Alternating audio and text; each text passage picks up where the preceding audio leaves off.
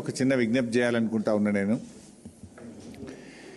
ఈరోజు రాష్ట్రంలో ఏమైపోయిందంటే సిట్ అంటే స్పెషల్ ఇన్వెస్టిగేషన్ టీం కాదు, స్క్రిప్టెడ్ ఇన్వెస్టిగేషన్ టీమ్గా మారింది. స్క్రిప్టెడ్ ఇన్వెస్టిగేషన్ టీమ్గా మారింది.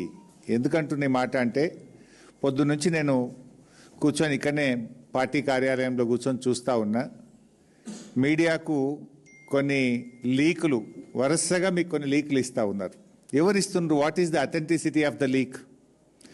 దురదృష్టం ఏంటంటే మీడియాలో కూడా ఆ లీకులను బ్రేకింగులు పెట్టి, ప్లేట్ బ్రేకింగ్ పెట్టి నిజంగానే జరుగుతున్నట్టుగా మీడియాలో ప్రసారం జరుగుతూ ఉంది. అక్కడ వాస్తవ పరిస్థితులు వేరు, ఇస్తున్న లీకులు వేరు. మొన్న నా విషయంలో కూడా అదే జరిగింది. సరే, నేను లోపల ఉన్న కనుక నాకు తెలియదు. రాత్రి ఇంటికి వెళ్ళిన తర్వాత టీవీ చూస్తూ ఉంటే ఉదయం నుంచి నడిచినటువంటి లీకులు, అక్కడ లోపల జరిగింది వేరు, మొత్తం లీకులన్నీ కూడా వేరు. వాస్తవానికి భిన్నంగా, వాస్తవానికి విరుద్ధంగా ఇవాళ లీకులు చేస్తూ ఉన్నారు. అంటే ఒక రకంగా ఇది రాజ్యాంగం మీద దాడి, వ్యక్తిత్వ హననానికి పాల్పడడం. రేపొద్దున బీఆర్ఎస్ ప్రభుత్వం వస్తుంది. ఈ లీకులన్నీ తప్పని తేలితే దానికి ఎవరు బాధ్యత వహించాలి? ఆ లీకులు చేసిన వాళ్ళ పరిస్థితి ఏంది? వాళ్ళు కూడా ఆలోచించుకోవాలి కదా. ఇవాళ మీడియాను తప్పుదో పట్టిస్తూ ఉన్నారు లీకులు ఇచ్చి. నేను మీడియాను కూడా దయచేసి నేను ప్రార్థిస్తూ ఉన్నా, ఈ లీకులకు అథెంటిసిటీ ఏంటి? ఆ లీకులను ఏ రకంగా మీరు యథావిధంగా ప్రసారం చేస్తున్నారు?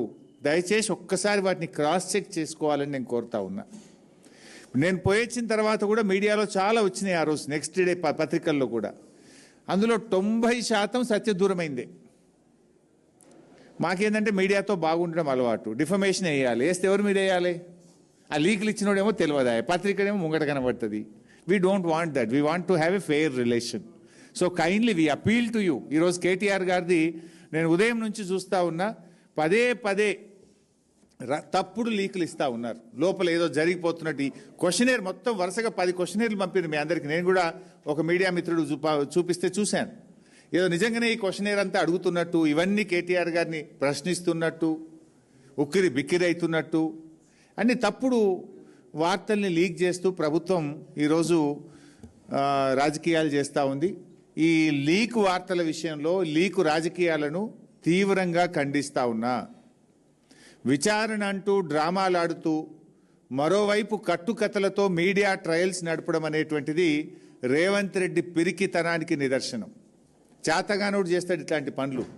దమ్ము ఉంటే, అందుకే నేను ఆ రోజు బయటకు వచ్చి చెప్పిన, ధైర్యం ఉంటే వీడియోలు బయట పెట్టు యథావిధిగా అన్న. ఎవ్రీథింగ్ రికార్డెడ్ కదా. ఈ పిచ్చి లీకులు ఎందుకు?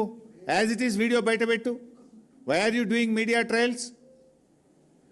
లీకులతో కాలక్షేపం మానేసి దమ్ముంటే ప్రజలకిచ్చిన 6 గ్యారంటీలు, నేను 420 హామీలు అమలు చేయి ఫస్ట్.